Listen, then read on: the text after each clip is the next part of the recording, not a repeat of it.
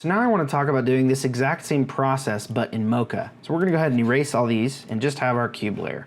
So let's go ahead and, just for example's sake, so let's go ahead and make it around 2 seconds in real time, and that gives us about, what, 120 frames that we're going to be working with. So I'm going to trim the composition to that, just so we're only working with this area inside of Mocha. And we'll go ahead and erase this and just add a new effect on there just to make sure we're nice and starting from a clean slate here.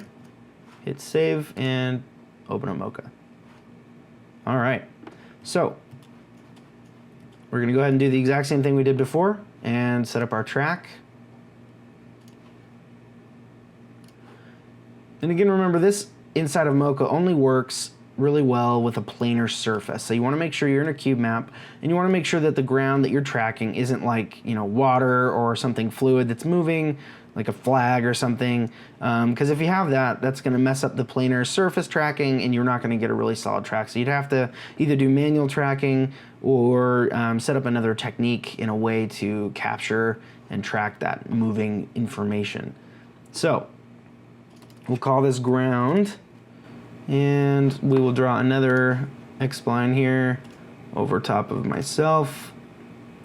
And we'll have to do a little bit of animating to make sure that it's not too large throughout the entire duration of the shot, because I do move my head down once I stop looking up, checking the rig. Close out that, and we'll leave it on auto key here, and we'll go ahead and do some quick keyframing. Okay.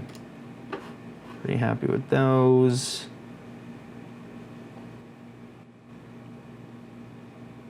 So it looks like our camera rig is getting a little too close for comfort. I'm just gonna pop that out a little bit. And right there, it's also, it looks like I missed there. There, it is actually out of the image.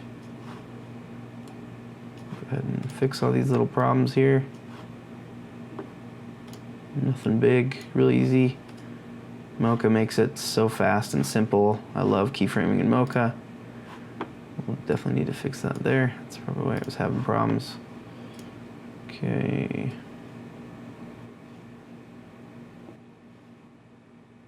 All right, cool. So we're all set. We're gonna call this cam op.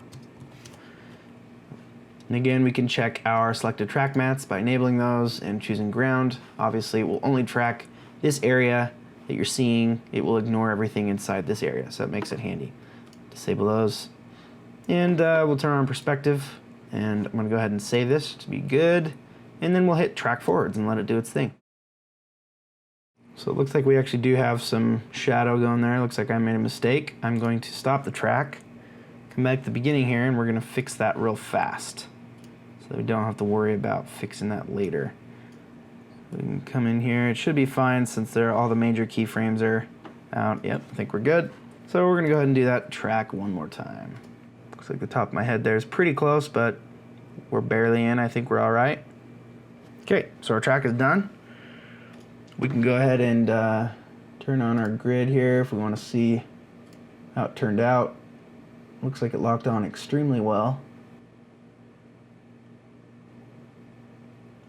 Perfect.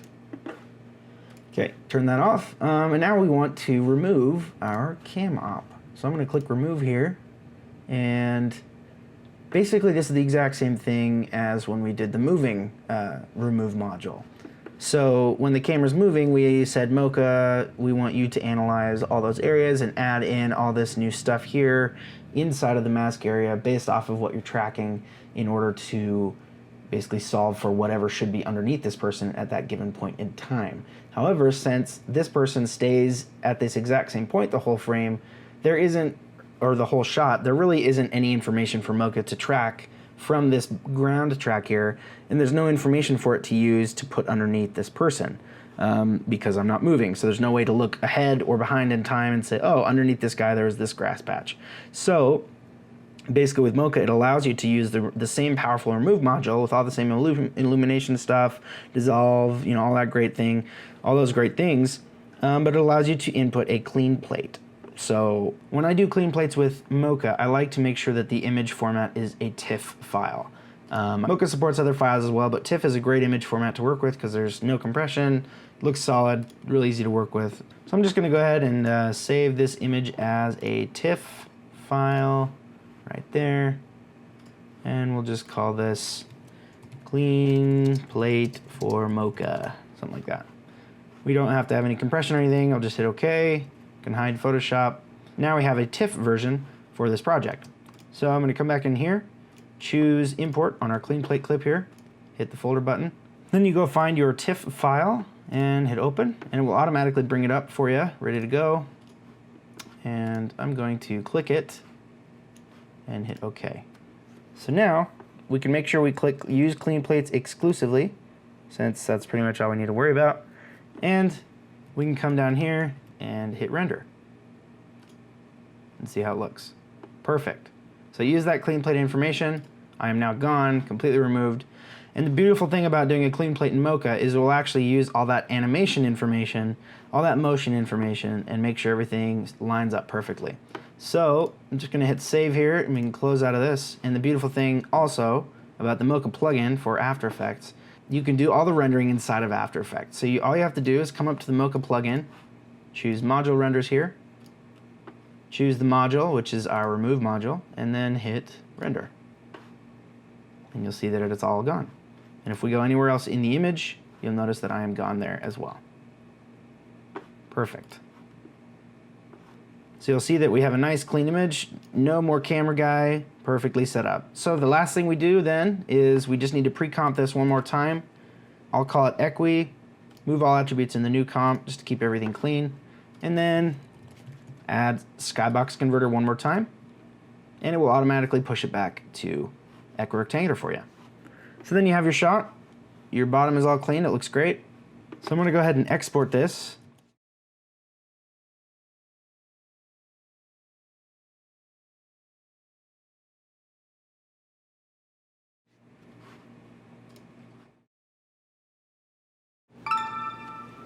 We went ahead and exported a copy here so that we could see it. And if I hit play, you can kind of see it looks good, but there are a few little kind of harsh edges down there. I'm going to turn on a loop here so it's a little bit easier to see. You can see kind of these harsh edges, kind of those corners around some of these problems here, and that's usually okay. If we were to open this, say, as its own file, just so we could easily have GoPro VR player play it back for us. So if I drag through this, you can kind of see that there is a little portion here that looks a little ski-wampus. So it might help to do a little bit of a feather on that portion. Most people aren't going to be staring down at the ground the whole time. You kind of just want that peripheral to be clean and non-distracting. So we're going to go ahead and try to polish it up just a tad bit more. So I can go ahead and close out of this, delete that. And we'll clean up our render queue, come back into our shot here. You see this is our skybox, so we want to dial in a little bit further, come to our Mocha. So I'm going to choose Mocha there, cam op, and choose remove. And then we can choose kind of our option here, how we want to do it. So I'm going to do a quick render forward, make sure it's visible, just so we can see a few frames here. Okay, I'm going to go ahead and hide it now. We can kind of scrub through here and see. So you see these hard edges along this area, especially, that are really, really obvious. Kind of a bad issue there. Okay. So I'm going to set our dissolve width to like, oh, I don't know. Let's try like 8 and try doing a render now and see what it looks like.